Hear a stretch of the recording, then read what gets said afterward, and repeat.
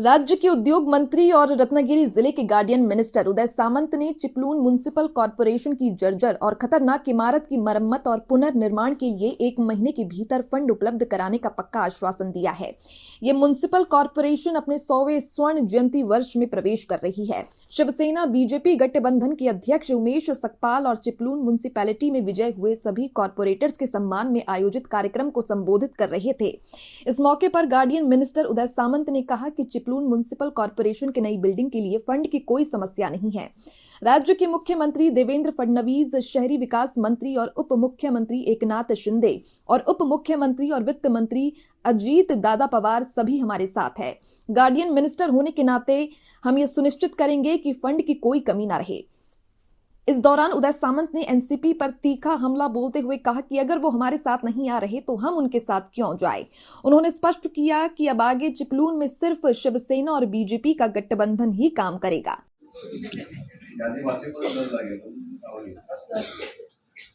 व्यासपीठावरील सर्व सन्माननीय नगरसेवक, नगरसेविका आणि मोठ्या संख्येने उपस्थित शिवसेना भाजपचे सर्व पदाधिकारी बंधू आणि भगिनी, मी सर्वप्रथम चिपळूण आणि गुहागरच्या दोन्ही नगराध्यक्षांचं मनपूर्वक अभिनंदन करतो, त्यांचे कौतुक करतो आणि निवडून आलेल्या दोन्ही नगरपालिकेच्या नगरसेवकांचं देखील अभिनंदन करतो।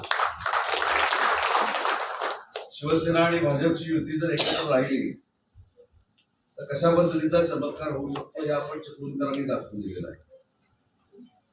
आजच्या दिवशी मी नावं घेत नाही, काही मंडळी याच्यामध्ये आहे, मी माझ्या इथल्या काही पत्रकार सहकाऱ्यांना फोन करून विचारलं की बाबा मी उमेश सकपाळ साहेब असा उल्लेख केला पाहिजे।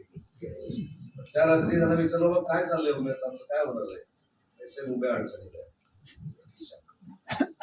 दुसऱ्या एकाला बोला काय किती मताधिक्य राहील उमेश सकपाळांचं, उमेश सकपाळांचं 3,500 मतांना सीटच गेलेली आहे, धक्काच बसला।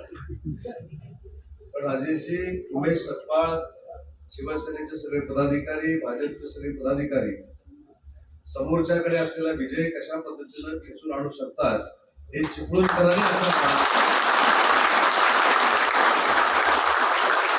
महायुती का झाली नाही, कशा पद्धतीनं झाली नाही याची विस्तृत चर्चा इथं स्वतःच्या भाषणामध्ये आता सदानंद चव्हाण साहेबांनी केली।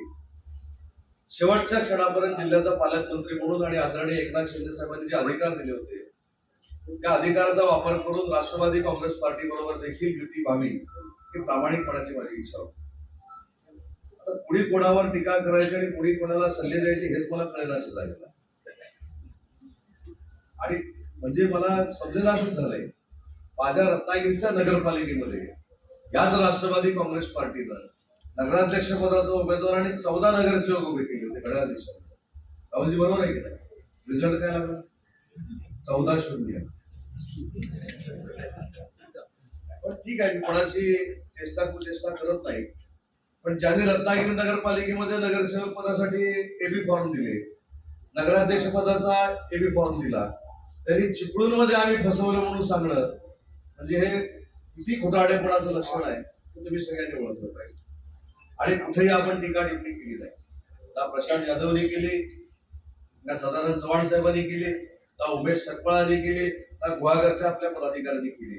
आपण विकास किती केलाय आणि भविष्यातला विकास किती करणार आहोत हे लोकांना सांगून, मतदारांना सांगून त्यांची मनं जिंकली आणि त्यांची मतं घेतली आणि म्हणून उमेश सकपाळांची जबाबदारी खऱ्या अर्थानं वाढलेली आहे। उमेश सकपाळांनी सांगितलं की सर्वसामान्य कुटुंबातल्या एका कार्यकर्त्याला शिवसेनेनं न्याय दिला, तसाच चिपळूणच्या देखील मतदारांनी न्याय दिलाय, त्याची नोंद पुढची 5 वर्ष त्यांच्या मनामध्ये राहिली पाहिजे आणि एवढ्यासाठीच राहिली पाहिजे की ज्यावेळी शिवसेना भाजपचा नगराध्यक्ष म्हणून एखादी व्यक्ती निवडून जाते त्यावेळी तो त्या दोन्ही पक्षाचं देखील नेतृत्व करत असतो याचं भान त्याला असलं पाहिजे। भविष्याच्या 5 वर्षानंतर तुमच्या नगराध्यक्षानं कामच चांगलं केलं नाही, त्याच्यामुळे आम्ही तुम्हाला मतदान करणार नाही अशा पद्धतीचा आवाज चिपळूणच्या नगरपालिकेमध्ये येणार नाही, त्याची दक्षता जशी उमेश सकपाळांनी घ्यायची आहे तसं सगळ्या नगरसेवकांनी घ्यायची आहे।